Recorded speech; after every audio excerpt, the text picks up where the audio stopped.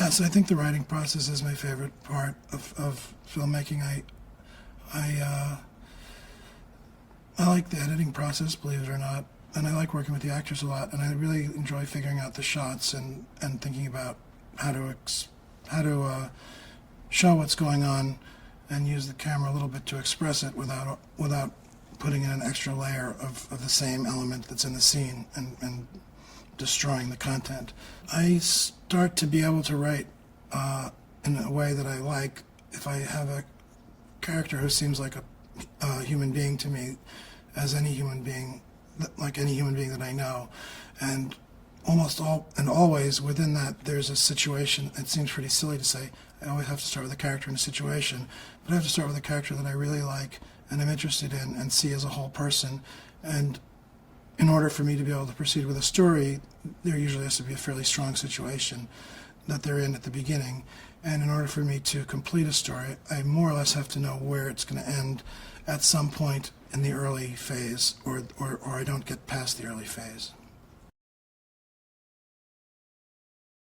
Well, I've been to the North Shore a few times, not very many times. It's a very particular area. It has an unusual combination of beauty and bleakness, and it's funny because it's Manchester itself is kind of a resort town for wealthy Bostonians, but there's also a blue-collar population that services the boats and provides a support for the people who come there for vacation homes.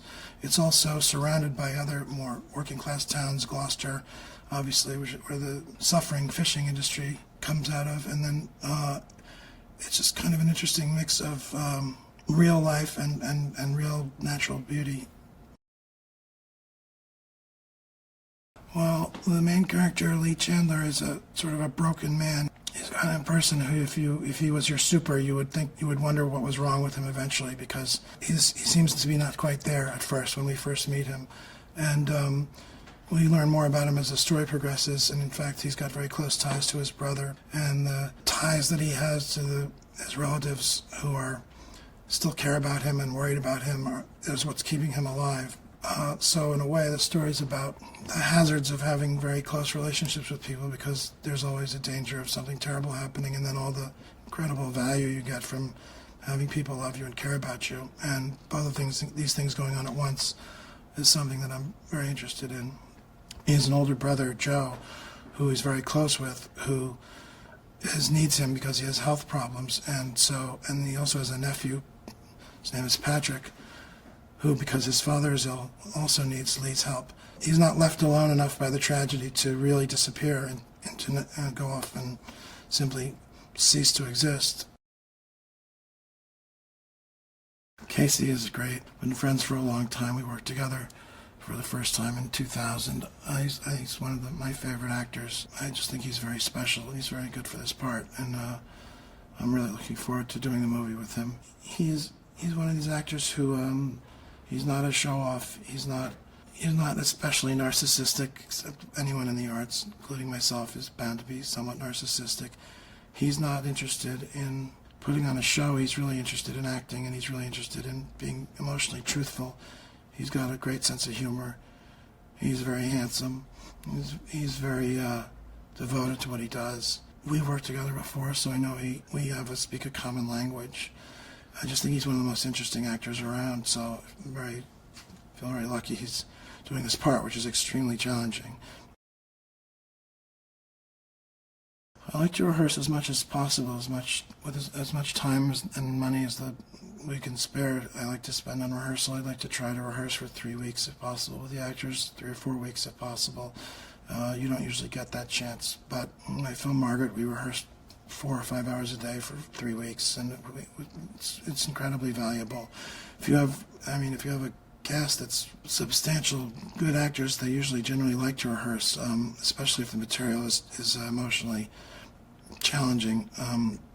And on a movie set, at least the ones that I've been on, there's very little time for serious rehearsal, and the time that we've spent rehearsing on my other 2 films was just invaluable, because you know what you're talking about when you get to the set. You know what the basics of the scene are, and then you can go from there rather than going from nowhere.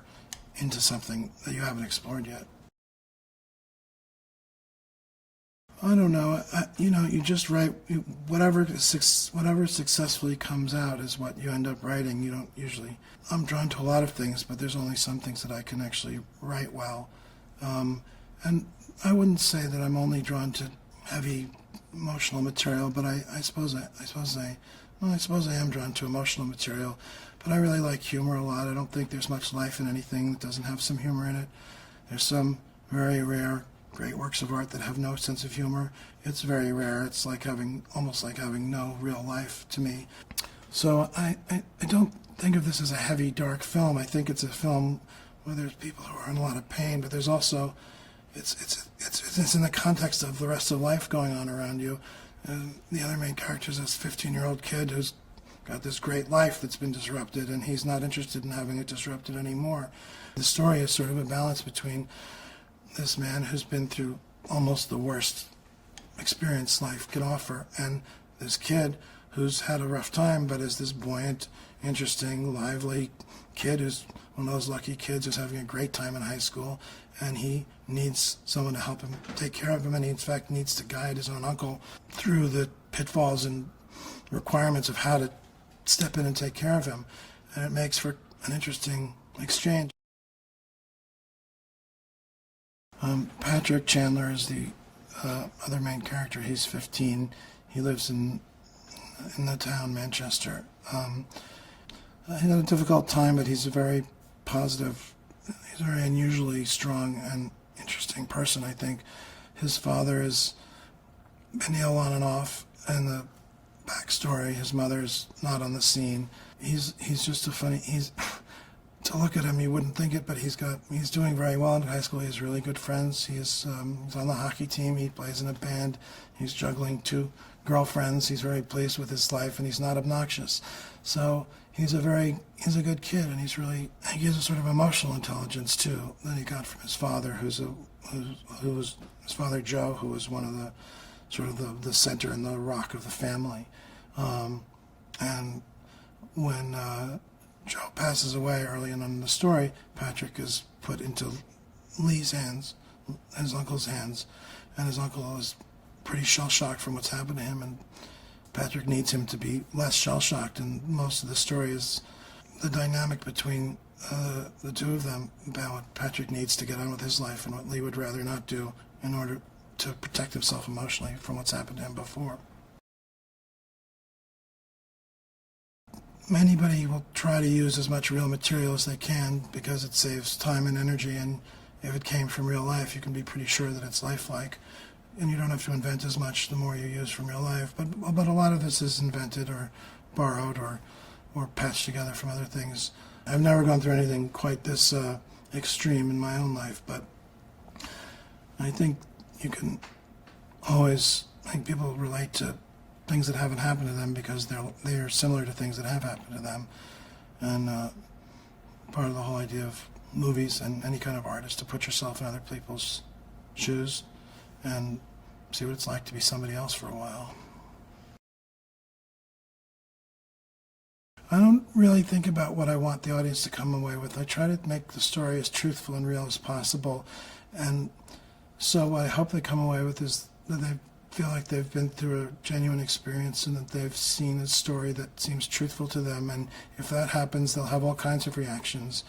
You want people to see the movie you tried to make, but within that, there's a million reactions that people should and can have. And I hope they get emotionally involved in it. I hope they think the jokes are funny and that the performances are good. And I hope they feel like they've seen not just my point of view, but the actors' points of view.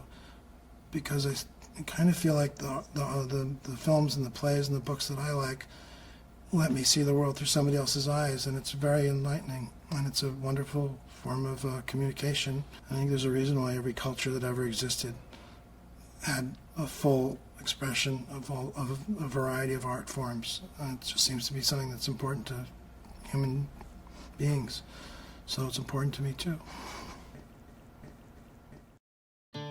It's a beautiful movie about a guy who has to come back to the town where he's from in order to take care of his nephew. I can't be his guardian. I think the idea was that you would relocate. Relocate to where? Well, if you Here? look, it was my impression that you'd spent a lot of time here. Kenny Lonergan writes in such a way that draws you in to the story and to the characters' lives. Hello, Lee? I just wanted to call and say I'm sorry. How's Patrick doing?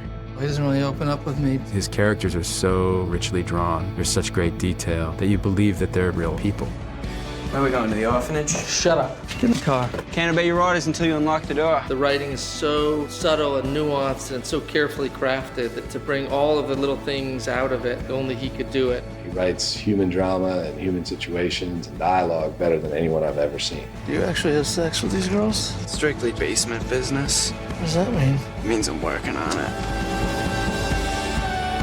When I first heard about it, I was so excited to read whatever Kenny had been working on. And before I'd even closed it, I knew that I wanted to be a part of it. I said a lot of terrible things to you. My heart was broken, and I know yours is broken too. No, you don't understand. There's nothing there. That's not true. He has captured something here that's really unique and raw. Why can't you stay? I can't beat it. I think Kenny will be recognized as the voice of our generation. It feels like real life. I think the movie's incredible.